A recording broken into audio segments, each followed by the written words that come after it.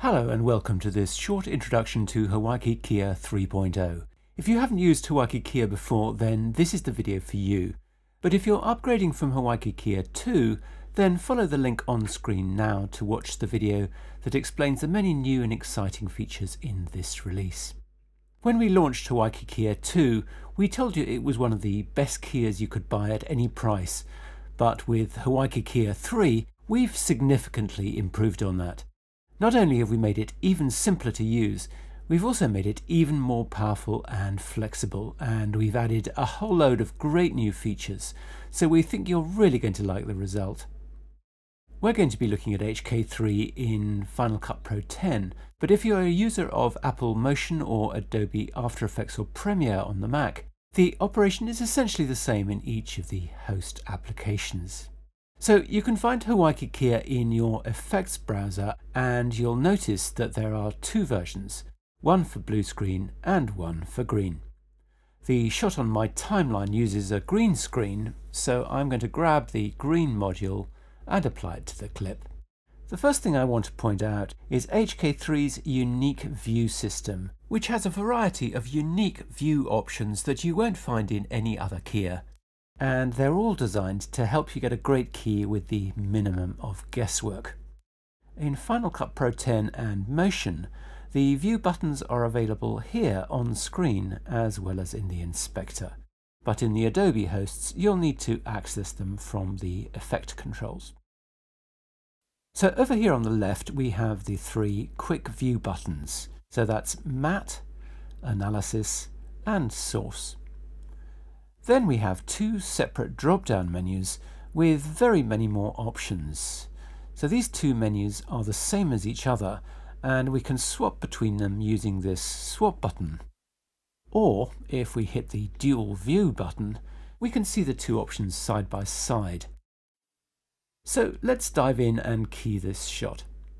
The first thing I'm going to do is hit the swap button to display the Luma Map view. This view tells me exactly which control I need to grab in order to clear the background. In this case, the green screen backing is showing up as red, which means we need to grab the high density slider. If it had been blue, we would have needed to go for the low density control. So now we know which control to use, we can switch to the analysis view by hitting its quick view button. The analysis view is another custom view that you'll use all the time when setting up the key. Instead of the more familiar black and white matte view, it shows a much more accurate and easy to read picture of the state of the matte as we adjust it. The areas that are blue are areas that are semi-transparent, and the areas that are orange are solid foreground. The yellow areas indicate where your foreground is still solid but verging on being semi-transparent. So the aim first of all is to turn the blue areas black. And you can see that as I increase the high density value, we've done just that. A quick tip if you're in Final Cut Pro 10 or Motion is to hold down the Alt or Option key while scrubbing in the number field, or if you're in one of the Adobe hosts, then hold down the Command key while dragging the slider. In both cases that will gear down the adjustment and make it easy to get just the right value without over-correcting, and that's very important if you want a great looking key. Finally, all we need to do is grab the foreground fill and increase the value till we've got our foreground areas solid orange or yellow. And that's it. Here's the finished result. A perfect key with no guesswork. Another quick piece of advice is don't overdo the foreground fill adjustment. You want to keep a nice blue semi-transparent edge wherever possible, as this is going to make for the best looking matte. So let's try another shot. This time it's a blue screen, so I've added the blue screen module, and we'll take a look at the Luma Map again to get started.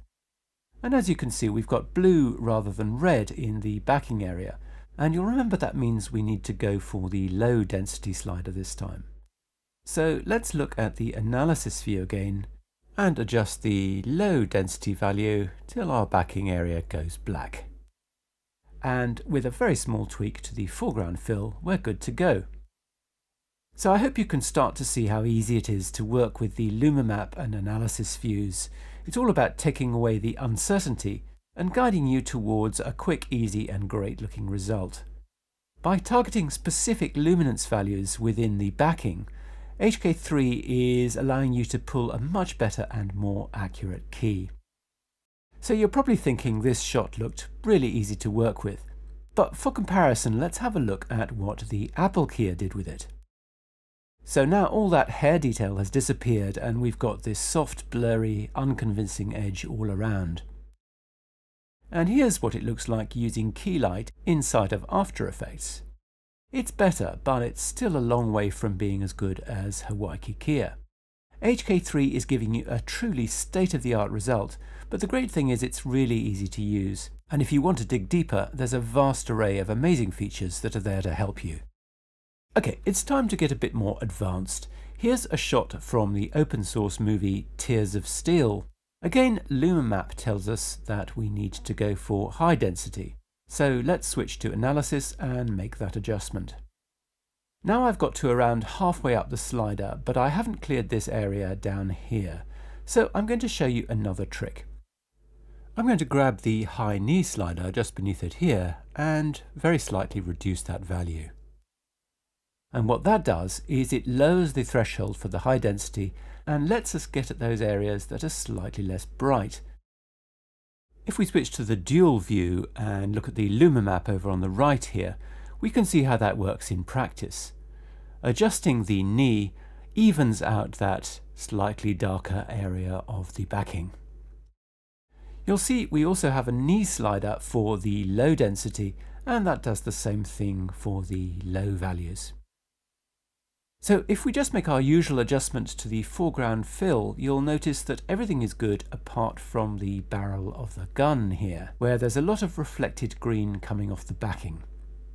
Now there are lots of different ways we could approach this, but this gives me the opportunity to introduce you to Pre-Qualify, one of the unique and incredibly powerful features that we've added to HK3. Pre-Qualify is in a group of its own here.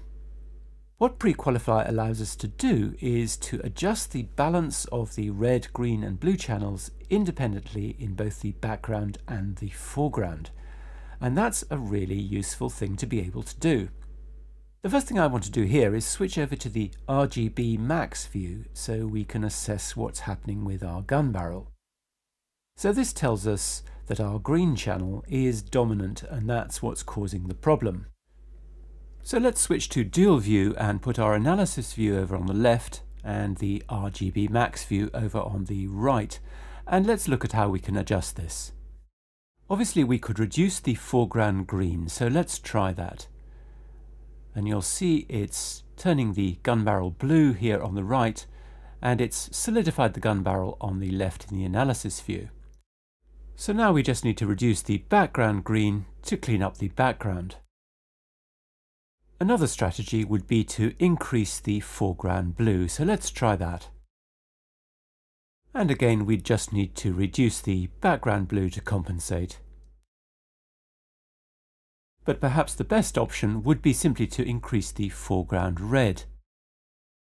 And as you can see, that does the job on its own without us having to compensate for the background.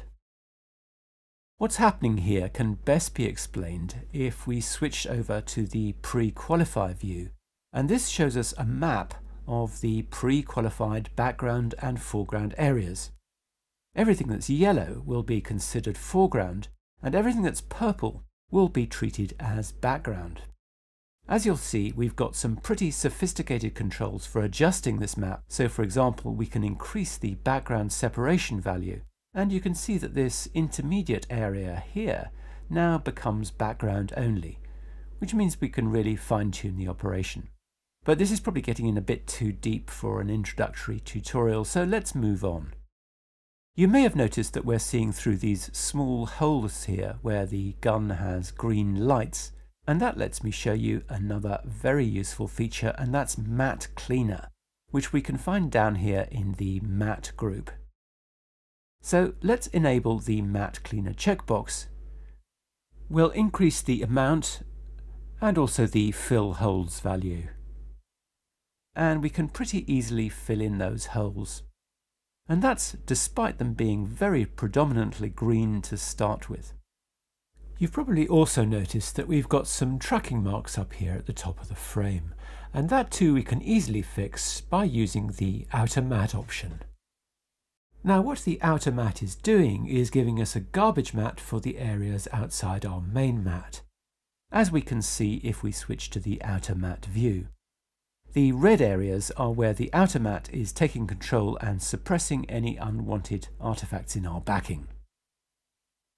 So as we're going through, you're probably noticing a load of other controls I haven't been talking about, and all of these give you extra control over the mat extraction process. To find out more, go to the comments section and follow the link to the manual, which you can also access from within the plugin by clicking on this HK3 banner just here. One feature that needs mentioning briefly is auto balance, and we can see the effect of that if we look at this well-known shot from Hollywood camera work. Without touching anything else, I want us to have a look at the analysis view for this shot. We can find auto balance down here in the pre-qualify group, and you'll see that as I reduce the value, we're starting to see a lot more detail in the hair. We don't want to go too far, as we'll start to make it harder to key out the background, but I think you can see the advantage of this option. What we've done with Hawaiki Keyer is calibrate the controls so that they're optimized for the most common types of green screen shoot, but in this case we have very dark hair against a well saturated and well lit backing, and that's why we need to use auto balance to compensate. Now when we adjust the high density, we're getting a very good result indeed. You won't often need to use this feature, but it's good to know it's there. So at this point we should talk about the Despill features in HK3. To see the despilled image prior to the final key, we can select the Despill view. Now, unlike some well-known keyers, the Despill operation in HK3 is not tied to the matte extraction, so you don't have to worry about adjusting one to compensate for the other. Now, of course, what Despill is doing is taking away green or blue contamination from the foreground image. And because when you reduce the value of one channel, the overall luminance is reduced, what HK3 automatically does is to match the luminance of the original image before it was despilled. Now, if your new background has roughly the same luminance as your original green screen backing, that will be exactly what you need. And in fact, that's what we've got with this shot.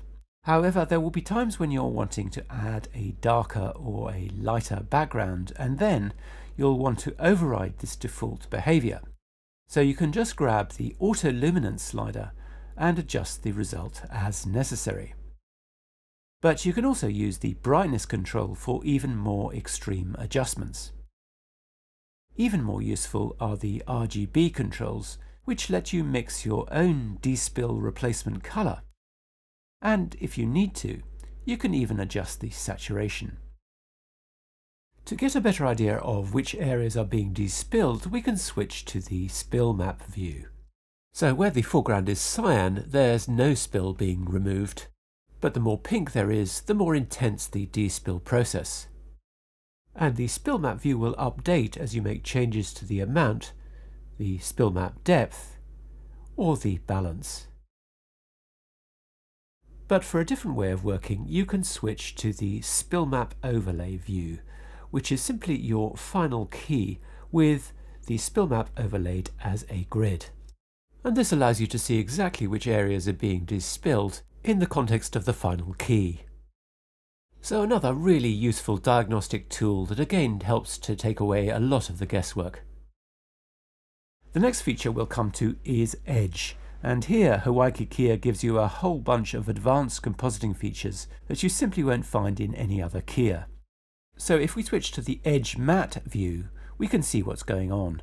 We've got a thin edge all the way round the foreground, and we can adjust the width of this edge so we can target more or less of our keyed image. So let's switch back to our final key view and hit the Edge Enable checkbox. Now we can, for example, increase or decrease the brightness of the edge. We can add or remove saturation. We can adjust the color balance. or we can even introduce some extra transparency into the edge. Each of these options mean we can really fine-tune the look of our composite and eliminate any edge problems we might encounter. But sometimes we need to get even more precise, and that's where Gradient Qualify comes in. So let's look back at our edge matte view and turn on the Gradient Qualify switch, and you'll see that we now have a two-color version. And what this means is that we can affect two different areas of our edge independently based on how we set up the gradient. So we can rotate it, we can adjust its center position, and we can fine-tune the spread between the two areas. In this case, I want to adjust the left-hand side of the girl's hair so it sits better with our background. So I've positioned the gradient accordingly.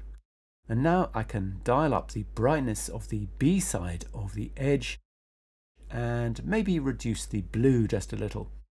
And that's all without affecting the A side, which of course I could adjust independently if I needed to. So it's this kind of control that really gives Hawaiki Keyer a big advantage over most other Keyers. As you'd expect, HK3 also offers you a fully featured light wrap option, and to use it, we just need to add our background image to the source well. Or if you're in one of the Adobe hosts, we just need to select the appropriate background layer. Now we can turn on Light Wrap and adjust some of the many features that we have at our disposal, which also include a variety of blend modes. And of course there's a dedicated Light Wrap view, which lets us see exactly what we're adding.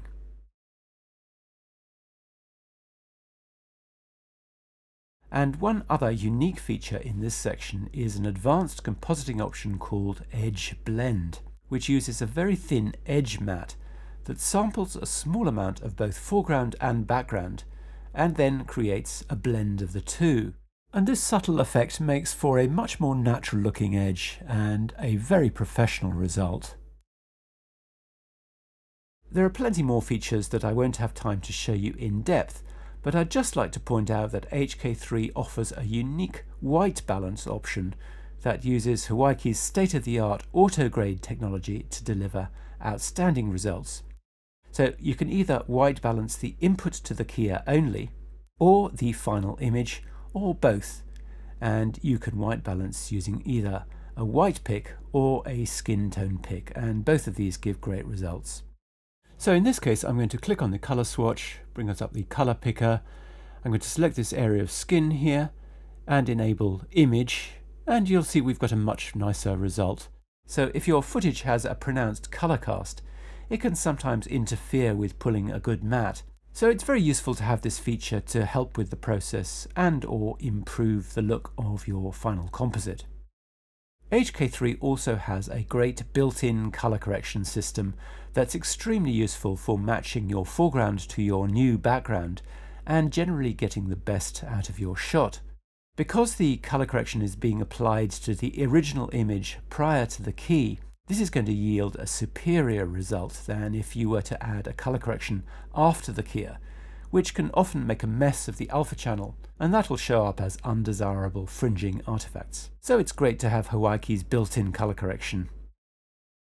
HK3 also offers a versatile Denoise option, which by default operates in YUV color space, but you can also denoise the RGB channels if you prefer. And one final feature that I'd like to mention before we finish, and that's the On Color view. Let's select that from the View menu, and we'll skip down to the bottom of the inspector here and look for the On Color swatch. And that lets us choose any color we want for the background. And the nice thing about this is that if we select this view for our final composite, this is what we're going to have in our rendered output, which means we don't have to add an external layer of solid color, and we can just use this instead. Even better, we can turn on the Use Color option for both our light wrap and edge blend, and that's going to make for a much nicer composite against our chosen color. So there you go, that's just a really quick rundown of some of the main features of HK3. For lots more information, the manual has a detailed description of all the features. HK3 is a unique and incredibly powerful keying system that I'm sure you're going to want to use. Hawaiki Keyer 3 is available exclusively through FxFactory, and you can download a free trial version and try it out for yourself right now. Thanks very much indeed for watching.